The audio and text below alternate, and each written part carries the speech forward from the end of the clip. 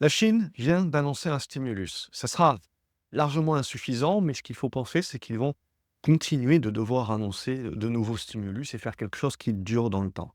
Ce qui devrait permettre aux consommateurs chinois de redresser un petit peu la tête. Il faut rappeler que le consommateur chinois a beaucoup d'argent dans les caisses, mais il a peur. Et donc, il faut le rassurer. Et de la même manière que quand on a eu la crise des subprimes, il a fallu rassurer le consommateur et ce qu'il a fait en parallèle de cela, ce consommateur, au-delà de consommer, c'est il a transformé, si vous voulez, son investissement dans l'immobilier qu'il pensait sûr et certain, en un investissement boursier. Donc on verra si la mentalité change également avec la Chine, mais au-delà de cela, c'est la consommation de l'Asie qui nous intéresse, et notamment la consommation dans le luxe.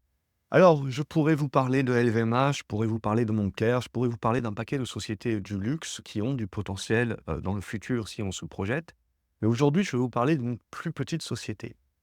D'ailleurs, cette société-là, si on regarde les résultats, elle est intéressante, mais pas tant que ça. Ce qui la rend attrayante et ce qui lui donne éventuellement un potentiel que j'estime entre 50 et 100%, hein, j'essaye de viser ça. Je pars du principe, si vous voulez, que le marché du luxe a fait énormément d'argent sur la dernière décennie et ça va perdurer. Et cet argent-là, il est distribué en dividendes, il est réinvesti en rachat d'actions, il est réinvesti au sein même de la société, mais il sert également à faire des acquisitions. Et donc, je pars du principe que le secteur du luxe, dans les prochains mois, dans les prochaines années, va également voir tout un tas d'acquisitions se faire, des fusions, acquisitions. Je pars du principe que justement la consolidation que l'on a actuellement, sur les marchés, plus matures qu'en Occident sur le luxe, va permettre à ces fusions-acquisitions de se lancer et c'est ce qui peut supporter un certain nombre d'acteurs.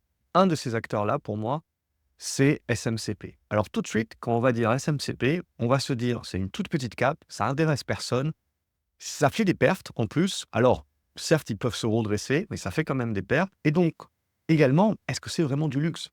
Parce que pour moi, le luxe, c'est simple, je regarde les marges. À partir du moment où quelqu'un va marger, à plus de 20 et Hermès, on va dire, ils sont même à plus de 40, ça, je vais appeler ça du vrai luxe. Il y a un vrai pricing power.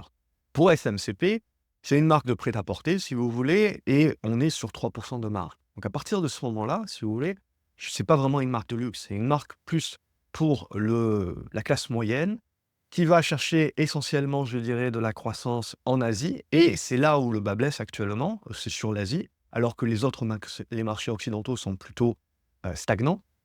Donc on a besoin d'une relance sur le marché asiatique. Donc du coup, avec les annonces de stimulus, on peut voir un retour, ne serait-ce que voilà sur, ce marché-là, du moyen des gammes, on va dire et pour, des portefeuilles, voilà, qui sont, moins profonds, que d'autres. Mais SMCP, au-delà de cela, voilà, donc ce n'est pas vraiment du vrai luxe, mais c'est quand même une marque. C'est quand même il y a quand même, je dirais, du goodwill là-dedans. Donc ça a quand même une valeur et aujourd'hui, vous payez le dossier 180 millions d'euros. Alors il y a de la dette, il y a beaucoup de dettes même, mais au-delà de cela, si vous voulez, vous avez des cash flows qui sont en face et ces cash flows permettent, de compenser cette dette. Par contre, l'EBIT est pas fantastique. Donc on sent bien, si vous voulez, qu'on est sur une société qui est en mal, qui a besoin de rebondir et de faire une recovery, notamment grâce au marché asiatique. Ce qui lui permettra, de pouvoir justement redorer son blason et ne serait-ce que ça, à mon avis, c'est une action qui vaut dans les 4 €, 4,50 €. Mais au-delà de cela, ce que je veux vraiment regarder, parce que vous payez, 0,1 fois le chiffre d'affaires, ça fait des pertes donc voilà, mais ça peut revenir et surtout sur de la réduction de coûts.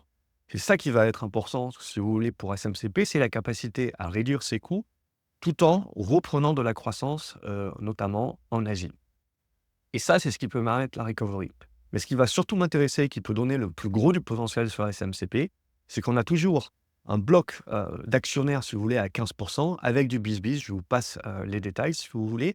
Mais ce bloc-là, il doit être vendu. Et aujourd'hui, on a les créanciers qui ont remis la main à la pâte et qui ont repris, on va dire, aux fondateurs un petit peu le contrôle de la société, qui ont 29 du capital et donc ces 15 ils vont les racheter. Parce que ce qu'il faut, si vous voulez, c'est qu'ils conservent la mainmise parce qu'en ayant du coup une grosse part du capital, ça va leur permettre, entre guillemets, de mettre en vente SMCP. Aujourd'hui, SMCP, pour moi, la juste valeur, ça serait du 300 millions d'euros parce qu'on jouerait justement la recovery des marges, on jouerait la recovery de l'Asie. Il y a l'Inde qui va arriver. Bref, il y a un certain nombre de choses qui peuvent permettre à SMCP d'avoir cette recovery-là et par le biais de la baisse des coûts, de retrouver une profitabilité.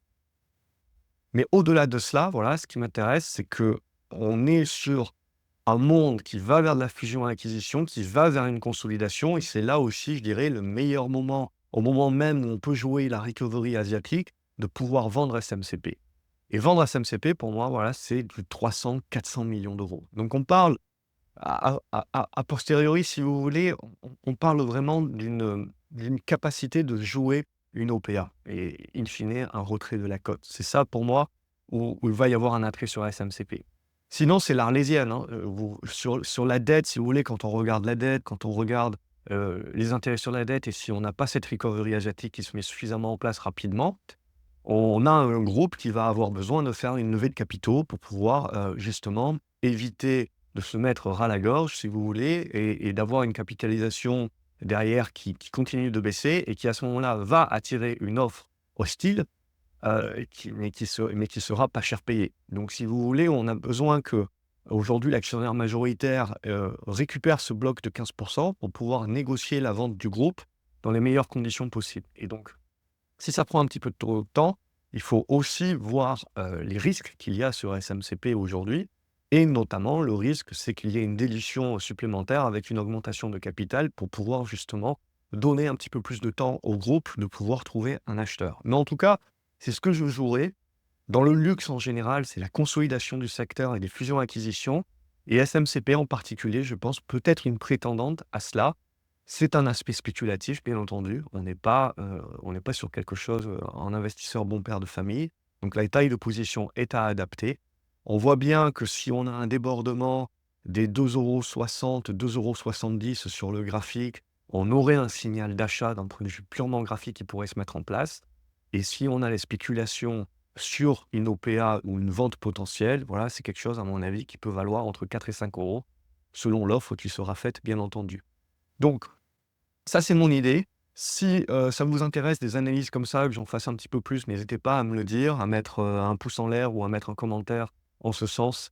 Voilà, je lirai les commentaires. N'hésitez pas également, je vous ai mis quelques graphiques, qui permettent un petit peu d'avoir des données fondamentales. N'hésitez pas à me dire si c'est quelque chose qui peut vous intéresser, que je peux faire de temps en temps sur certaines valeurs. Vous pouvez, par exemple, dans les commentaires, me proposer, la prochaine valeur sur laquelle vous aimeriez qu'on fasse un deep dive, une analyse un peu plus approfondie avec justement tous ces éléments-là, fondamentaux, mais également, toujours pour moi, ce qui est très important, c'est qui est le management et qui détient, la boîte. C'est là où on peut jouer éventuellement des spéculations et des revalorisations qui vont au-delà de juste, la recovery de certaines boîtes. Donc n'hésitez pas à me dire ça, dans les commentaires, à mettre des likes sur les actions qui sont proposées, qui vous intéressent également et on essaiera comme ça. Ça peut vous éviter éventuellement de payer des abonnements à des trucs et je peux comme ça, en fait, passer en revue, les fiches de ces valeurs-là, les données de ces valeurs-là, d'une manière récurrente. On verra si c'est quelque chose qui intéresse, qui plaît,